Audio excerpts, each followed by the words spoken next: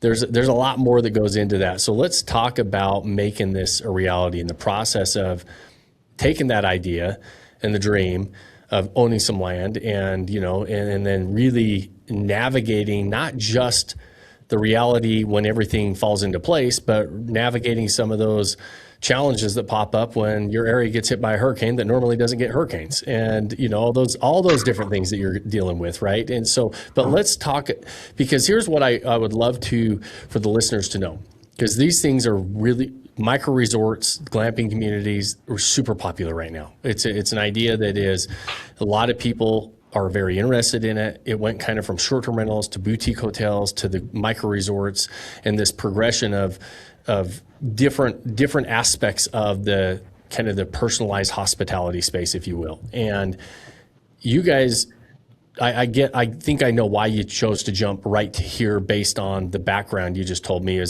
We wanted a place in the woods. I wanted a place where I can go, I want to get away and have a cup of coffee and nobody's around and I can hear nature and be with nature and all that stuff, right? So kind of led you down that road instead of just the traditional short-term rental path that might have just been other homes in some of these areas. But as you go through that, the less traditional you get, the less options you have when it comes to financing and, lending options and different things like that. And so I'm sure that was one of the first things you had to navigate, as far as a reality hitting you, saying, this isn't as easy to finance maybe as it is to just go get a loan for a house. Is that one of the first challenges that came up?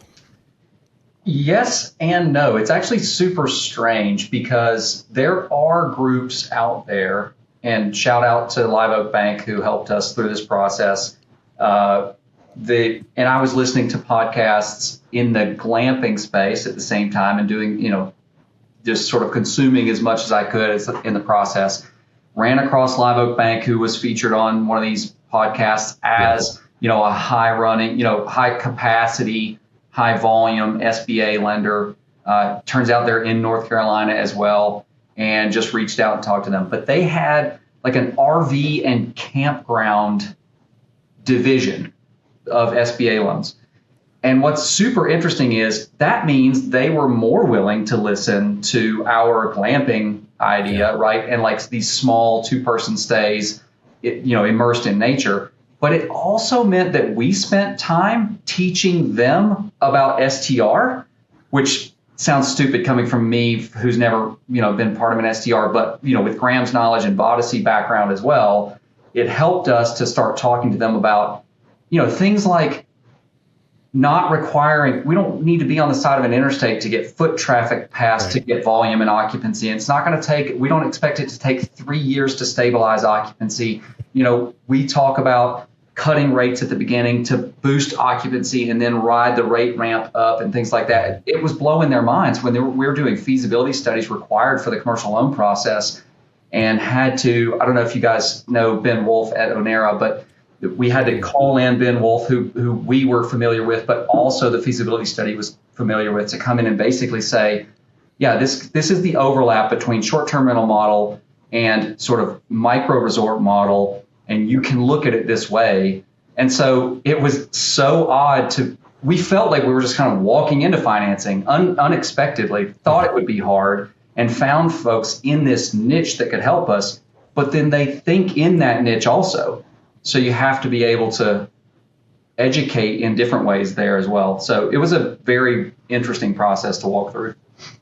Yeah, love it. And so, as obviously you put something under contract, or did you line up the financing prior to, like a traditional short-term rental? You're really going to get qualified first, and then you're going to go look for the house.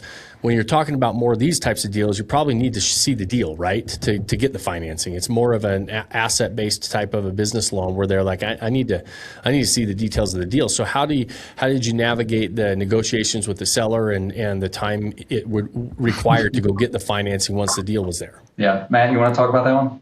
Yeah, it's something I like to talk about a lot. Like, we didn't know what we didn't know going into this process. We didn't know how we would get financing. We didn't know what type of land was available. We didn't know what units we were going to build or how we were going to build it. Like I said, we thought we were going to be building these things ourselves on evenings and weekends. And every step along the journey, we learned a little bit more, and it almost kind of forced us into a particular path. And so our initial journey, I remember very distinctly, like what really made this real was the first conversation we had with the bank. And Dave and I, we went back and forth on like, we're not ready to have a conversation with the bank. We haven't found a loan. We don't know what the deal looks like, to your point, Sean. And, but at the same time, we didn't know what we needed to be able to bring to the table for a deal. So it was this kind of chicken or the egg thing. And we just said, look, we're just going to have a conversation and see how it goes.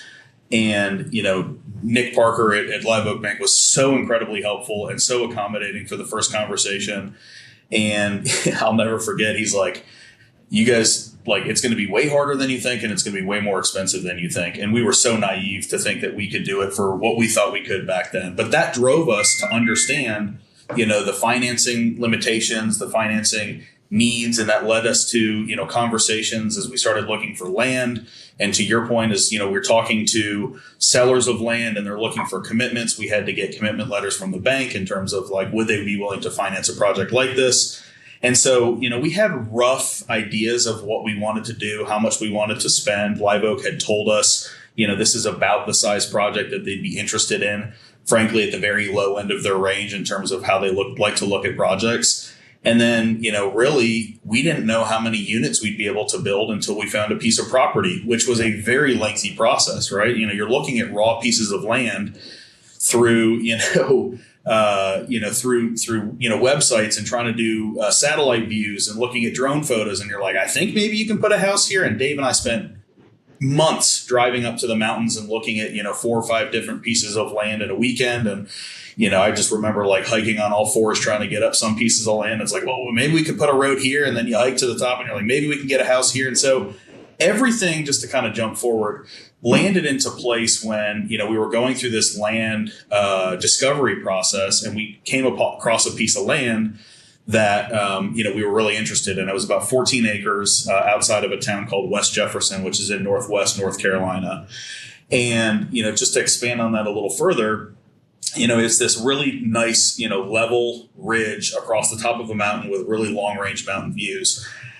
And what ultimately led us to the number of units that we could build on that property was going through the early discovery phases with the surveyor, where the surveyor is the one that told us, actually, no, it was the planning department, told us that we could have no more than 2 houses on a parcel of land.